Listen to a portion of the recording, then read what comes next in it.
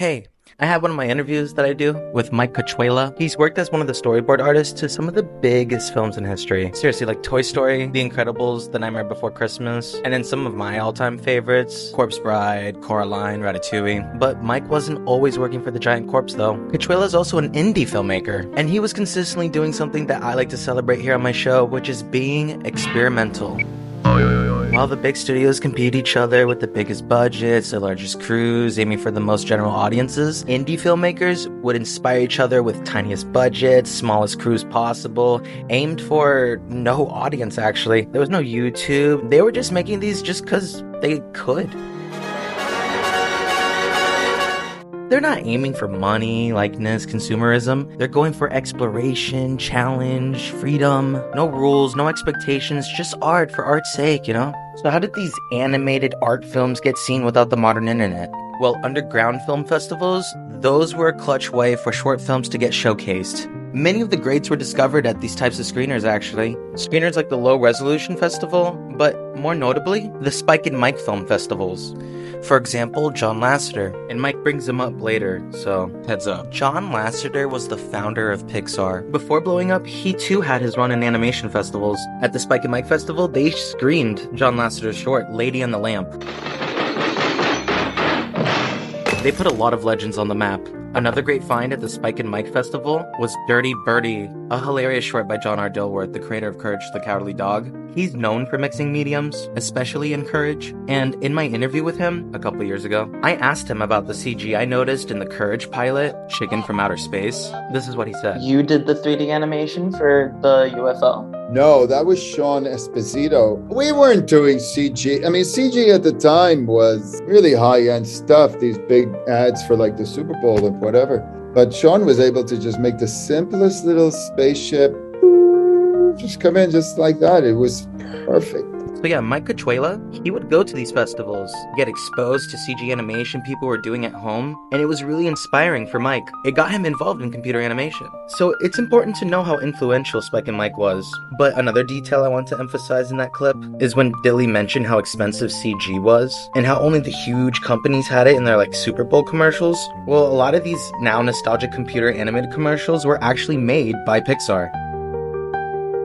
Alright, hold up. Alright, so a long time ago, in a galaxy far, in San Francisco, actually, George Lucas, Star Wars guy, he started a production company called Lucasfilm. And then Lucasfilm had a bunch of subsidiaries for the different aspects of film, sound, lights, and stuff. And one of those subsidiaries was Graphics Group. And their whole main focus was uncovering how to use computer animation in film production. And after his divorce in '86, George Lucas decided he was done with the computer division. He sold the group to Steve Jobs, who then transformed the Graphics Group team into Pixar. Steve Jobs spent a lot of money on Pixar. He had to find a way to make money back fast. But with his new team, he now had access to the future of visual medium. The most advanced tech with the most advanced techies, and they're ready for work. So what does he do? He collaborates with the biggest consumer brands and uses his breakthrough technology to make the most premium ads in the market. And that's the tale as old as time, brother. Thomas Edison's employer invented one of the first motion picture cameras. And with that pioneering invention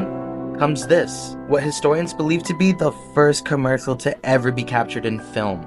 Produced by Edison for money. And that's exactly what Steve Jobs did with computer animation. Imagine pitching that to a corp like Kroger. Imagine telling a company you can do things with their product they've never done before, like bringing an orange to life and fall in love with a kiwi, and Tropicana just drops mad money into it because you're the one to do it. You're the one that can make an aluminum can blow up like a balloon for Pillsbury New Grants biscuits, or even animate a really bad acid trip in your store. The possibilities are endless. Cookie the size of a planet, I got you. Listerine beating my ass, I got you. And this phase of Pixar lasted from 1989 to 1996. So after all those years of practice, they can now apply that knowledge they gained from the commercials to the feature films. Hey, we need to animate water. Check this milk I animated for Chips Ahoy. I can use some of that data.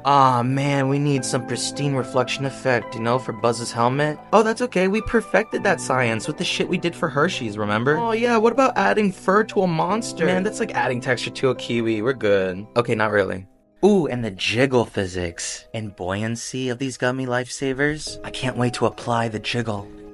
So yeah, that's the end of my intro. The main key points I wanted you to gather before we start this whole thing with Mike Cachuela is John Lasseter being the founder of Pixar, the Spike and Mike festivals of animation serving art house animation and indie filmmakers, Steve Jobs buying the computer division from Lucasfilm and turning it into Pixar. I was surprised by how many people I shared this with didn't know that. And then lastly, Pixar's pre-Toy Story era of countless commercials to make up for the money Steve lost from his investment.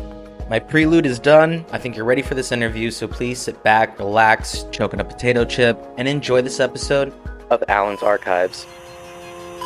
Noble's studio partner, Mike Cachuela, is a professional storyboard artist by day and an independent filmmaker by night. This all started with George Lucas. He had a problem. George decided that he'd solve this problem, and he decided he would sell this computer group. And I ended up buying them.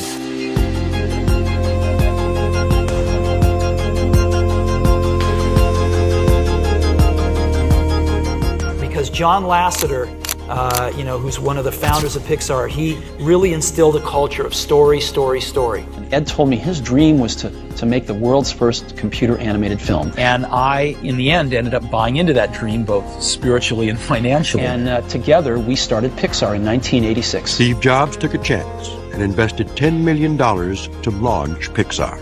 Okay, Mike, tell me about your relationship with technology and the way it affects the art that you do.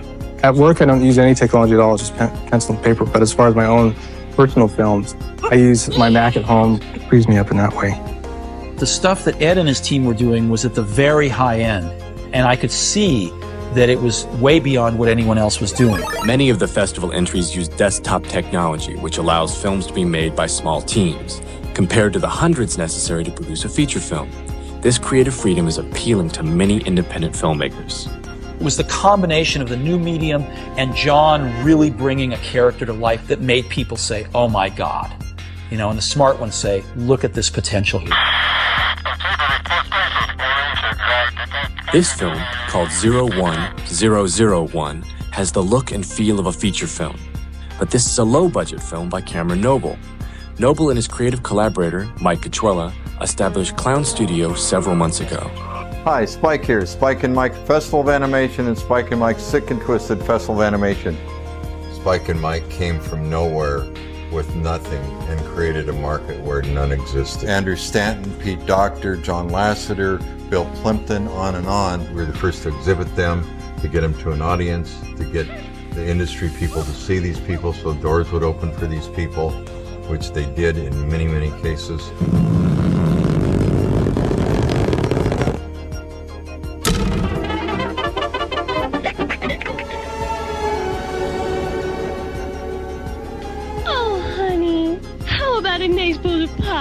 Thanks, dear. Oh yeah, man, we smoke that shit all the time.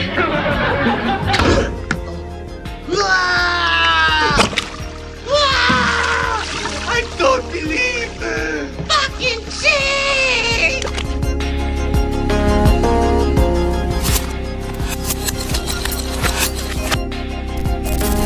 I would love to know about that era of Pixar when you were working at the office during their early days.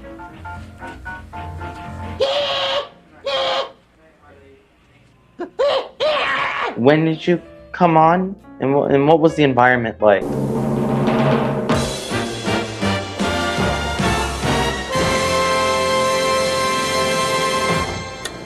They had a very, very small office, only 5 or 6 office spaces in San Rafael.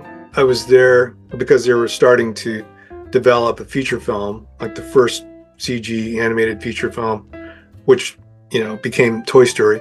And they call it the dentist office because it was very generic, just like hallways, offices, and that's it. Some conference rooms, and that's where I met those guys, those kind of geniuses that had done those early CG graphics, like the Genesis project in Star Trek.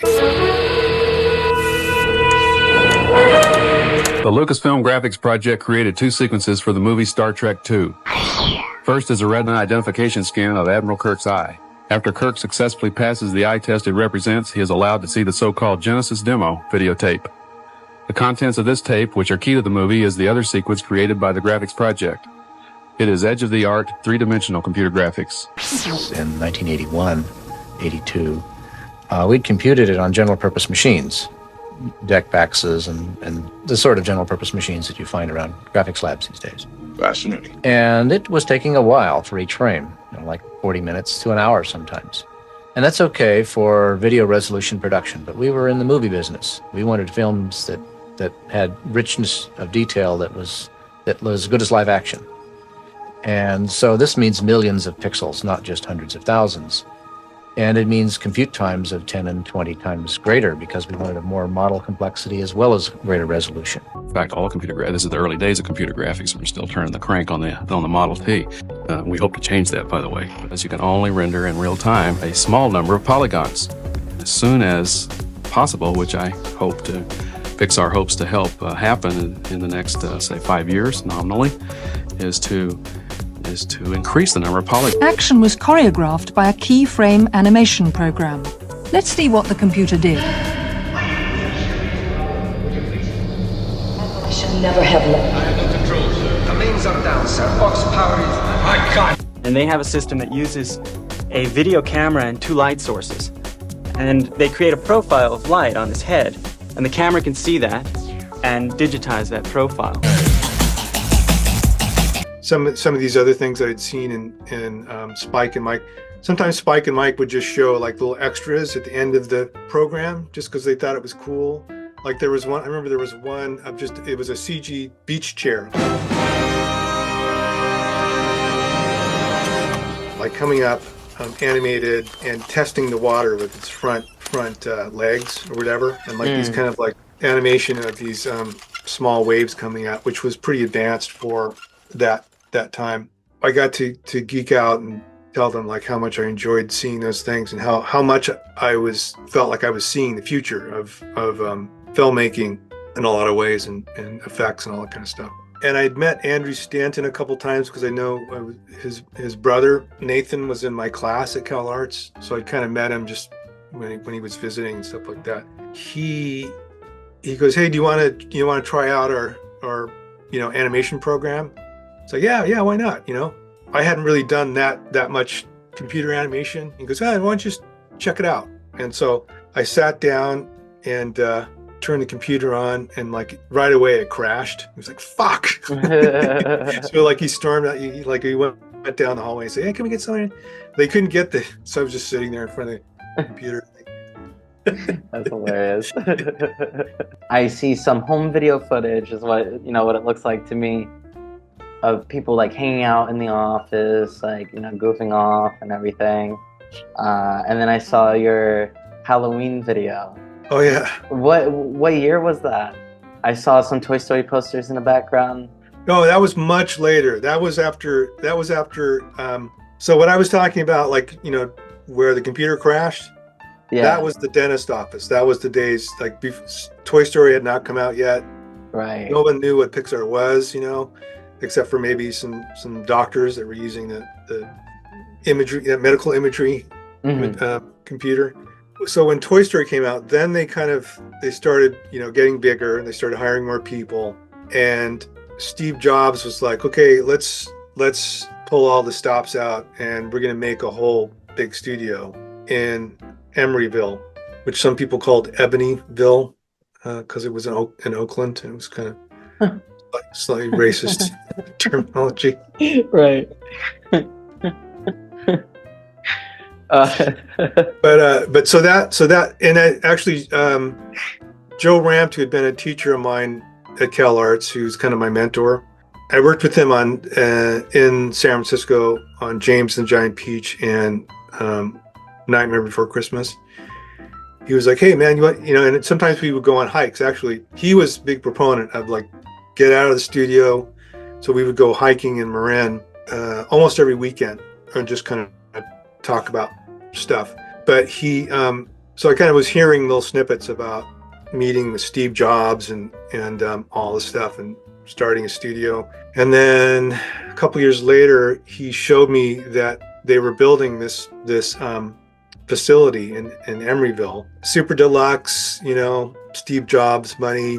So I saw it like when it was just the iron girder structure. He pointed to part of it and he goes, that's where the theater is going to be, and it's going to be awesome. There's going to be like stars and stuff that on the ceiling, and that's one of the central features of that building there in Emeryville. So, yeah, really nice theater.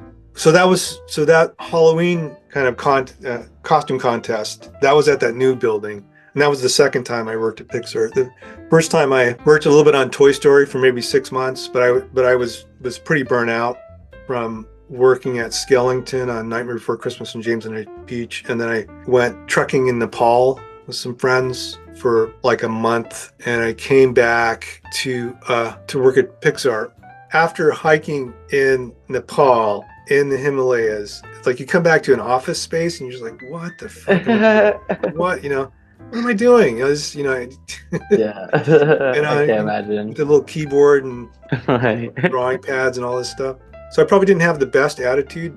Great, a lot of great people there. They're some of the original gangsters at Pixar: John Lasseter, Andrew Stanton, Pete Docter, and Joe Rampt, and I, maybe one other storyboard person, working in a room, just like, brainstorming, doing little drawings of potential scenes or what needed to be explored. But the second time I worked at Pixar was when Brad Bird was starting The Incredibles. Mm-hmm. And I'd worked with Brad Bird in LA on the first iteration of Ray Gun.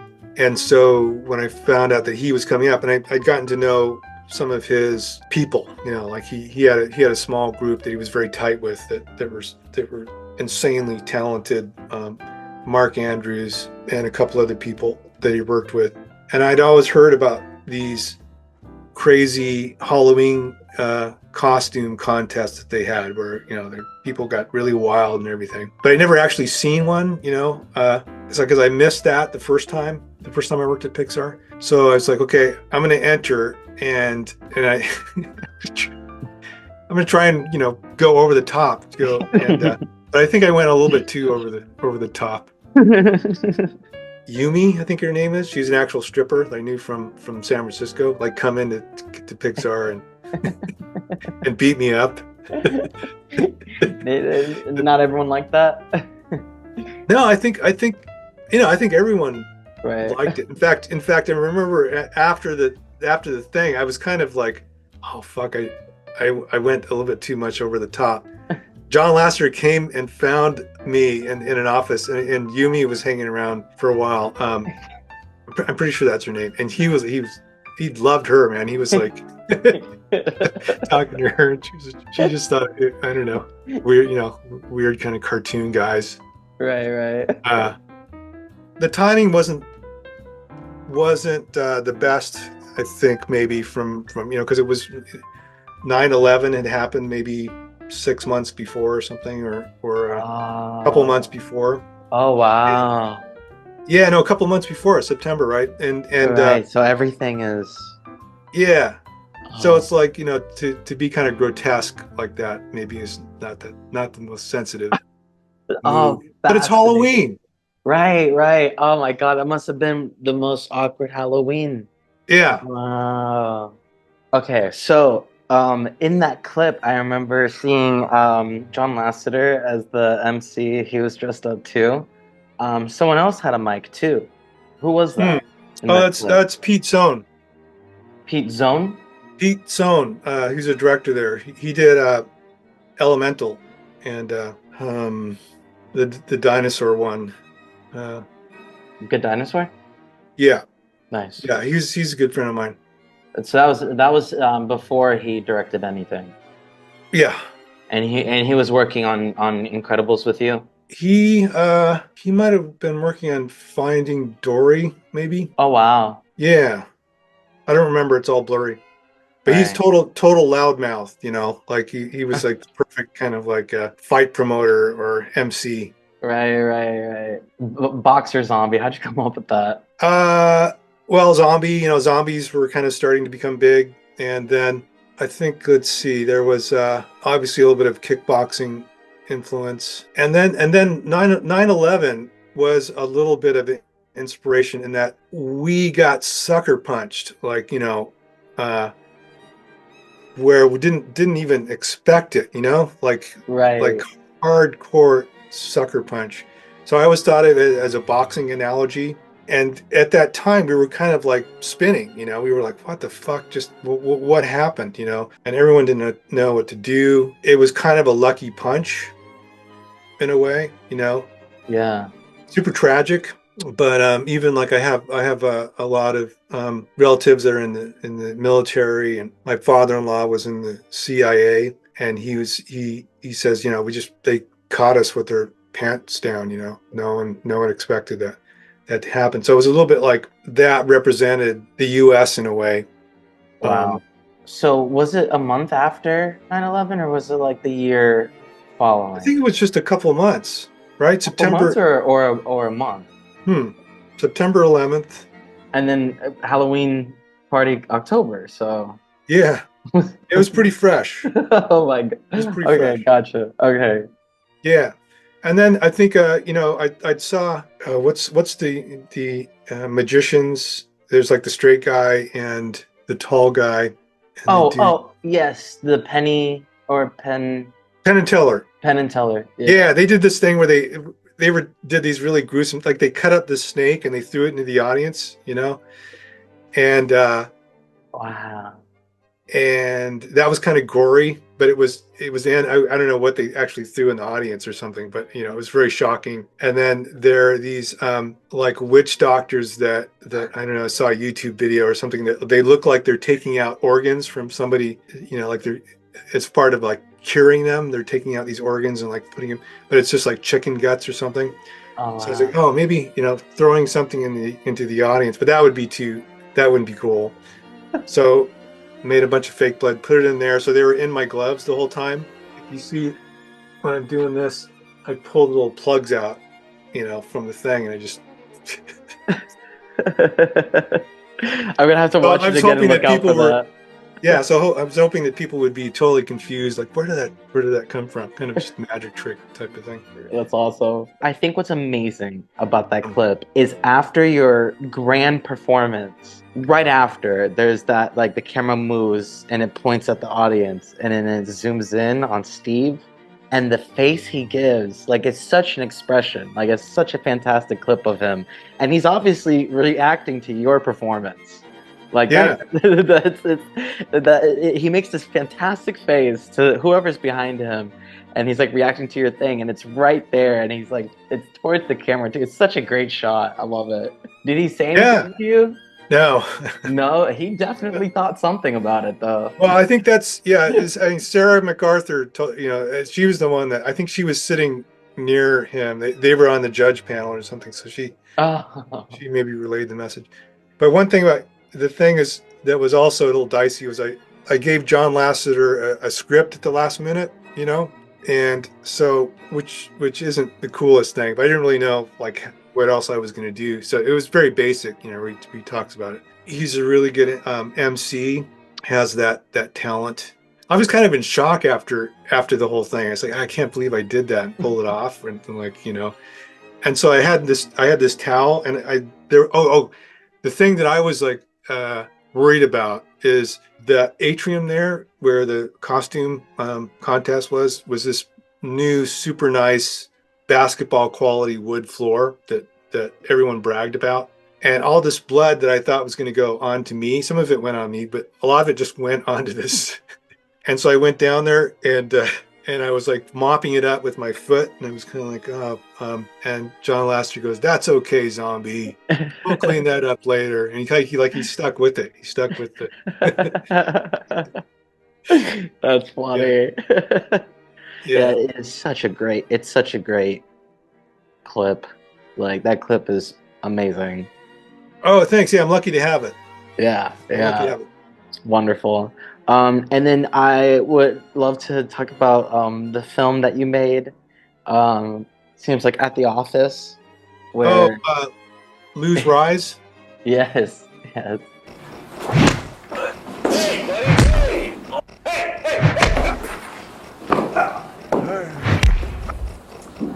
So that was when I was working on Ray Gun with Brad Bird, in Glendale, down in LA. These super generic, like banking buildings, basically. I shot, and the guy that plays the main character, Lou Romano, he is an excellent actor. He's one of the best production designer, art directors in the business, although he kind of left the business. He also went through the Groundlings in LA, did these short films at Cal Arts that were just so bizarre. You join the great herd of salvaged souls, which will graze peacefully in the fields of that good shepherd of eternal peace, Jesus Christ Almighty. My soul longs, yes, even faints for the... This is blasphemy! You shame the counsel of the Lord! Shame on you! Shame on you! And he would all these plays these weirdo characters. Oh, and there's another film that if you can, Alan, you'd love it. That he was in. That Teddy Newton was the director, and a friend of Teddy's. They co-directed it. But it's called The Trouble with Lou. The Trouble with Lou? The Trouble with Lou. Yeah. I'm gonna letterbox it real quick. But it's about Lou Romano plays a young adult with a masturbation problem. And you're like, and you think like, how can you make a whole movie out of that? But they did it. They did it well. Okay, cool. Oh, look at that poster. That's funny. So I want to do film with Lou. So we just came up with this, kind of based on elevator anxiety and having these tall office building elevators nearby. And then I was surprised that Brad Bird, he was like, I asked him, hey, will you be the boss in there? And he was like, yeah. Well, I don't know. I'll probably regret it. But he was all in. He was all in. Sorry.